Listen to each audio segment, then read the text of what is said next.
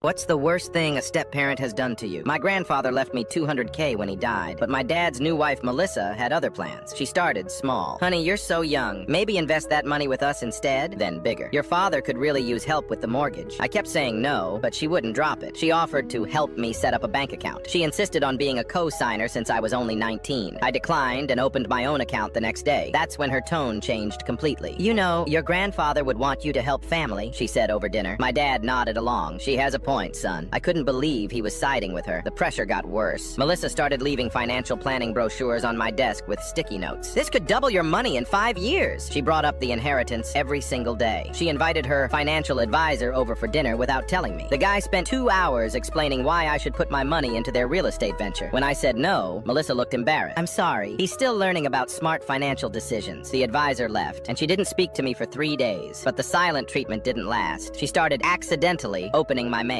Oh, I thought this bank statement was for your father. My dad defended her every time. She's just trying to help you make smart choices. But I knew something was seriously wrong when my bank called. Someone has been calling to inquire about your account, the representative said. We can't give out information, but we wanted to let you know. I immediately changed my PIN and added extra security measures. That evening, Melissa was unusually quiet during dinner. The next morning, I found her in my dad's office, rifling through his desk drawers. What are you looking for? I asked. She jumped. Just some old tax documents. I started paying closer attention to everything she did. She would disappear into the office every time I left the house. She started asking weird questions like, do you keep copies of your important documents anywhere? And, has anyone ever explained power of attorney to you? My gut told me she was planning something big. Last week, I was grabbing water from the kitchen when I heard her on the phone in the next room. The inheritance papers are in his desk drawer. If we can just get him to sign them over, she continued. No, he doesn't suspect anything. The kid's too trusting. I could hear someone responding on the other end. Right, once he signs, we can access everything. He'll never know what hit him. I crept closer to the doorway. My husband is completely on board. He thinks his son is being selfish by not sharing. The person on the phone said something that made her laugh. Exactly. 19-year-olds don't need that kind of money anyway. I walked straight into that room. Excuse me, what papers? She hung up immediately. Oh, sweetie, we were just discussing... You were discussing stealing my inheritance? My dad walked in looking confused. What's going on? I turned to him. Ask your wife about the papers in your desk. Melissa started backtracking. We just thought it would be better if you stole from me? My dad looked between us. Melissa, what papers is he talking about? She tried to laugh it off. It's just some investment documents. Nothing serious. I pulled out my phone. Should I call the police and ask them? That's when she snapped. You don't deserve that money. You're just a selfish little brat. My dad's jaw dropped. Melissa, what the hell? She kept going. Your precious son has been hoarding money while we struggle with bills. We're not struggling, my dad said slowly. And that's his inheritance. He's 19. What does he need 200K for? I looked at my dad. Choose her or your son. Melissa, pack your bags. She tried to argue, but he cut her off. Now. We found out later she'd tried this exact scheme with her previous husband's family.